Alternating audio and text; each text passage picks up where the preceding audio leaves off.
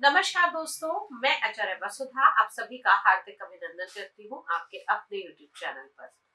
दोस्तों, हमेशा की तरह लेकर आई हूँ आपके लिए एक नया वीडियो। बात करेंगे आज हम राशिफल के बारे में। जी हाँ, मिथुन राशि वालों के लिए कैसा रहेगा ये फरवरी 2025। क्या रहेगी आपकी हेल्थ, वेल्थ और साथ ही साथ रिलेशनशिप के हालात, और क्या करें और क्या ना करें, इन सभी की चर्चा करेंगे आज के इस वीडियो में। तो चलिए वीडियो की शुरुआत करते हैं।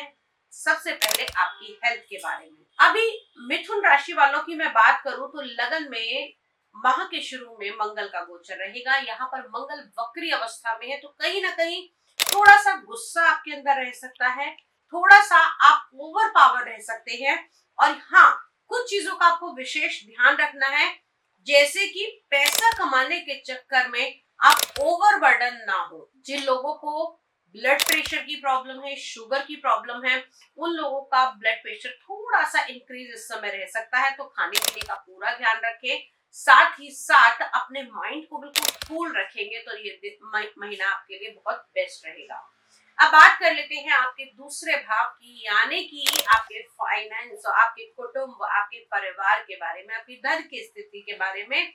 तो दोस्तों, धन की स्थिति बड़े लंबे समय से यहाँ पर मंगल वक्री होके बैठे थे। वाणी के कारण लोगों से बातें बिगड़ रही थी, परिवार में भी खटपट चल रही थी, तो अब इस महीने में कुछ राहत मिलती हुई दिखाई देगी। बात करें अगर आपके हम वाहन, मकान, दुकान, सुख के स्थान की, तो इसके स्वामी बुध देव आपकी कुंडली के अष्टम भाव में गोचर कर रहे हैं। कहीं ना कहीं चीजें थोड़ी सी गड़बड़ाएंगी, मेहनत ज्यादा करनी पड़ सकती है, और साथ ही साथ अगर कोई बड़ा इन्वेस्टमेंट अपने बिजनेस के लिए कर रहे हैं तो थोड़ा सा संभल कर आपको इस समय में करना है।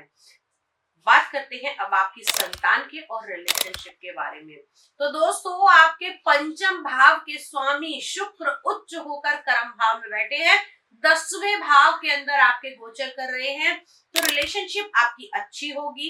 साथ ही साथ अगर आपकी संतान किसी जॉब के लिए अप्लाई करना चाहती है, शिक्षा के क्षेत्र में आगे बढ़ना चाहती है, या फिर मैं कहूँ अगर आप ही किसी कंपटीशन एग्जाम की तैयारी कर रहे हैं, तो आपके लिए ये महीना बहुत ही शुभ रहने वाला है। लेकिन कुछ चीजों का विशेष ध्यान रखना होगा, क्योंकि फिफ्थ लॉर्ड जो है वो उच्च के तो हुए हैं, लेकिन राहु से पीड़ित भी हैं। कौन कौन से इसके लिए विशेष उपाय होंगे, हमारी शुक्र की वीडियो देखना बिल्कुल ना भूलिएगा, वो भी हमारे चैनल पर आपको मिल जाएगी उपायों सहित। लेकिन यहाँ पर आपको बता दूं कि जो रिलेशनशिप में मिसअंडरस्टैंडिंग चल रही थी, रिलेशनशिप ठीक नहीं चल रही थी, क्योंकि अब तक शुक्र शनि की आपकी कुंडली में युति चल रही थी। इससे राहत मिलके शुक्र देव जो है, आपके फिफ्थ लॉर्ड जो है, वो उच्च के होकर विराजमान होंगे। तो रिलेशनशिप के साथ साथ इस समय आप लोगों को, अगर आप शेयर मार्केट से हैं, आप ब्रोकरेज का काम करते हैं, तो भी ये मंथ आपके लिए अच्छा रहने वाला है। इस महीने में भूल कर भी कोई बड़ा लोन नहीं लेना है। सिक्स्थ लॉर्ड आपकी कुंडली के मंगल लगन में विराजमान है, तो यहाँ पर पैसा किसी को देना नहीं, अगर देंगे तो पैसा डिले होकर वापस आएगा।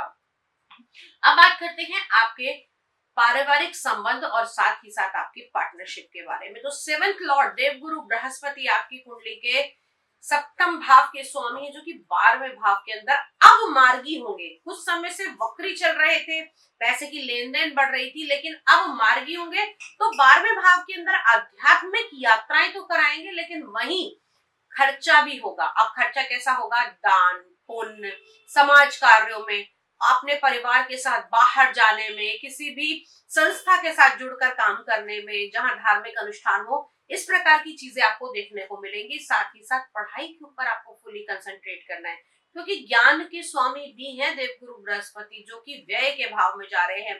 तो पढ़ाई को थोड़ा सा आपको सीरियसली इस समय में लेना पड़ेगा। अब बात कर लेते हैं आपकी कुंडली के अष्टम भाव की, जहां पर सूर्य बुध आदित्य योग बना हुआ है। 12 तारीख तक सूर्य यहाँ पर विराजमान रहेंगे। अपने फादर की हेल्थ का बहुत ज्यादा ध्यान रखना है आपको 12 तारीख तक। वहीं अगर मैं ये कहूँ कि इस समय में आपका बॉस भी आपको थोड़ी कहा सुनी आपके बॉस के साथ हो सकती है, तो किसी भी प्रकार की आर्ग्यू में आपको नहीं पड़ना है।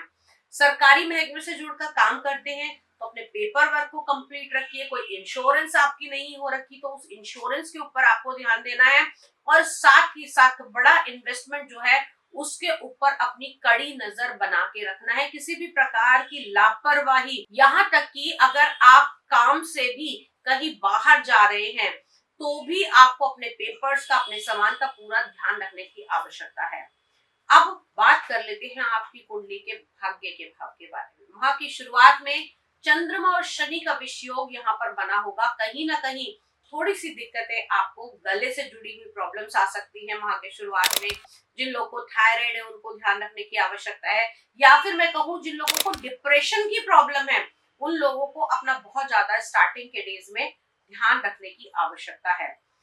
शुक्र और राहु कर्म के स्थान पर हैं, तबादला दिला सकते हैं, जॉब चेंज करा सकते हैं, और साथ ही साथ अच्छे के लिए, बेटरमेंट के लिए यहाँ पर जॉब का चेंजेस हो सकते हैं। लेकिन राहु क्या करेगा, आपको भ्रमित करेगा, ऐसे नहीं वैसे करो, वैसे नहीं वैसे करो। तो अगर कोई बड़ा चेंज करने जा रहे हैं, अपने करियर से जुड़ा, अपने बिजनेस से जुड़ा, अपनी जॉब से जुड़ा हुआ, तो प्लीज किसी की सलाह के बाद ही आपको इसे करना चाहिए, क्योंकि यहाँ पर अगर एक छोटा सा डिसीजन आपका गलत होता है तो पैसा आने की जगह आपका पैसा जा सकता है। थोड़ा सा इन चीजों का ध्यान रखना है। देवगुरु बृहस्पति 12वें भाव में है तो हेल्थ का भी ध्यान रखना है। कहीं ना कहीं मैं अगर बात करूं तो सप्तम भाव यानी कि जीवन साथी की हेल्थ को लेकर भी थोड़ी छोटी मोटी परेशानियां इस माह में आपको आ सकती हैं। जो लोग कपड़े का काम करते हैं, शैक्षणिक संस्थान से जुड़े हुए हैं, टीचिंग करते हैं, कोचिंग करते हैं, कंसल्टेशन करते हैं, किसी भी प्रकार का आप नॉलेज से जुड़ा हुआ अगर काम करते हैं तो आपको इस माह में उसके अंदर अच्छे रिजल्ट्स देखने को मिलेंगे। इनकम आपको होती हुई दिखाई देगी। वहीं अगर मैं कहूं कि इन्हीं कारणों से आपको विदेश का दौरा भी मिल सकता है, विदेश आपके जाने के योग बन सकते हैं। मिथुन लगन वालों, आप लोगों को एक चीज का बहुत ज्यादा ध्यान रखना है, वो क्या रहेगी, इस महीने की शुरुआत में आप लोगों को बुद्ध के मंत्रों का जाप शुरुआत से ही करना है, और साथ ही साथ जितना अधिक हो सके उतना ऑक्सीजन वाले पेड़ पौधे लगाने की कोशिश कीजिए। इससे जो आपके खटपट चल रही थी, इतने दिन से परेशानियां आपकी कुंडली में चल रही थी, उनमें आपको राहत मिलती हुई दिखाई देगी। अगर वीडियो अच्छा लगा हो तो चैनल को सब्सक्राइब कीजिए, लाइक कीजिए, कमेंट में लिख के बताइए कि हमें इस विषय पर वीडियो चाहिए, या हमें अगर कोई चीज चेंज करनी है तो हमें वो भी लिखकर आप सजेशन दे सकते हैं। लेकिन हाँ, लिखिएगा जरूर, क्योंकि आपका एक सजेशन हमारे लिए बहुत इंपॉर्टेंट है। और यदि मेरे जैसी ज्योतिष गणना सीखना चाहते हैं या टैरो कार्ड, एस्ट्रोलॉजी, न्यूमरोलॉजी कुछ भी सीखना चाहते हैं तो स्क्रीन पर दिए हुए नंबर पे मुझसे संपर्क कर सकते हैं। तब तक के लिए जय मां भगवती।